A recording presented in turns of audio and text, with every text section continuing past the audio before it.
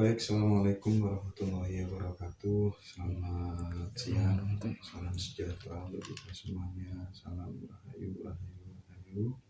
Kawan-kawan semuanya, kali ini alhamdulillah saya bisa berjumpa kembali dengan Pak Jeffrey ya, dan Mas Febri. Jadi beliau ini, Pak Jeffrey ini salah satu guru kita.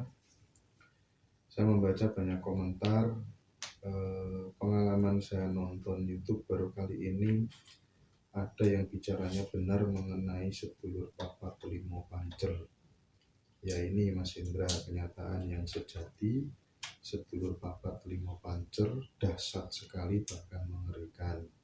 Nanti tolong dibedah satu-satu asal usul sedulur itu. Sejatinya si sedulur itu sama sekali bukan air ketuban, darah pusar, ari-ari dan lain sebagainya. Jadi Pak Jeffrey disuruh membedah tentang keajaiban ilmu sedulur papa kelimo pancer ini, termasuk kalau misalnya dipraktikkan sendiri bahayanya seperti apa jika tanpa penuntun, begitu Pak Jeffrey. Namun sebelum Pak Jeffrey membuka, saya ingin menyampaikan bahwa beliau ini salah satu orang yang saya kenal dengan ketulusannya, tanpa pamrih membantu siapapun, termasuk membimbing dan menolong orang-orang yang lagi sakit. Jadi alhamdulillah akhir-akhir ini saya diketemukan orang-orang yang memang benar-benar tulus menafkahkan hidup untuk memikirkan orang lain. Jadi selamat pagi Pak Jeffrey dan Mas Febri. Monggo Pak Jeffrey dimulai dulu, nanti saya akan sedikit merespon bersama dengan Mas Febri yang ganteng ini. Monggo Pak Jeffrey. Apa yang mau ditanyakan? Tentang ilmu sedulur papa kelimo pancer yang kadang penjelasannya masih parsial. Nah, paling tidak hari ini kita kupas tuntas begitu, kedahsyatannya seperti apa, bahayanya bagaimana, fungsinya bisa digunakan untuk apa begitu. Monggo. Baik, teman-teman yang melihat ataupun mendengarkan, supaya tidak ada kesalahpahaman, di sini saya akan berkata apa yang saya ketahui dan saya alami. Yang mana intinya bahwa setiap manusia, bangsa apapun, agama apapun, kepercayaan apapun, memiliki yang disebut sedulur papa kelimo pancer. Jadi beliau tidak memandang suku, bangsa maupun agama, karena manusia yang hanya memiliki sedulur papa di antara semua ciptaan beliau. Jadi kalau tadi ada pertanyaannya itu Iya.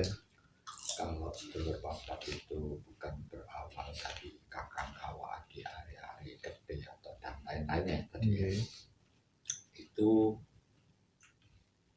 kita harus mengingat awal muawal kita di dalam janin ibu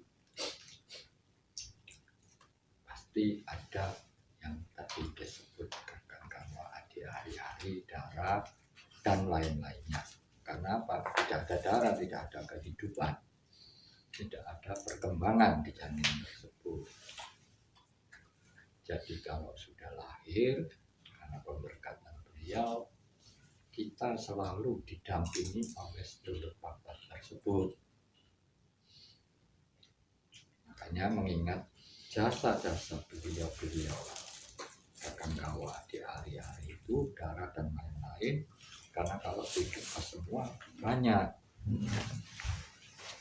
dan semua mempunyai keahlian atau yang disebut kesaktian masing-masing. Contohnya sedulur papanya sendiri punya kesaktian sendiri, pancernya atau jiwanya punya kesaktian sendiri. Nah, 9 lubang di tubuh kita kita juga punya kesaktiannya sendiri. Kuku, kulit, bulu, daging, darah, otot, tulang, sumsum, nah, dan lain-lainnya itu punya kesaktian sendiri-sendiri semua. Nah, makanya Goda itu kalau belajar kebatinan atau indera keenam, Goda apa yang terberat selama laku indera keenam ini? Goda yang terberat ya adalah dari dalam diri kita sendiri. Makanya basicnya ya kepada Tuhan, kepada alam semesta ini, dan Papa Selero, saling menghormati sesama manusia maupun makhluk halus lainnya, baik itu hitam maupun putih. Kita harus saling menghormati, menghargai, selama tidak mengganggu manusia kalau yang hitam. Jadi ya setelah Papa ini kalau mau belajar ya belajarlah dengan baik dan benar, karena ada resiko yang cukup besar kalau belajar otodidak sendiri, melihat YouTube atau apa. Banyaklah berteman dengan para pelaku spiritual lainnya yang seirama, sealiran, sehingga terjadi komunikasi, tukar pikiran, sharing. Untuk apa? Untuk supaya kita ini jangan salah jalan. Nah, kalau sudah salah jalan, risikonya itu besar. Yang rugi siapa? Yang melakukan. Iya. Ya tak? Oke. Jadi, ya alangkah baiknya kalau ada pembimbing, dan saya pun sebenarnya mohon maaf Pak Hendra, saya tidak mau juga disebut pembimbing ataupun apalagi guru. Sebagai seorang yang belajar kejawen, khususnya sedulur Papa Timo Pancer, setelah diberkati penyatuan sedulur Papa Timo Pancer, jadi itu sedulur Papa yang dimohon untuk menyatu kepada jiwa, maka itu sudah satu karunia dari beliau.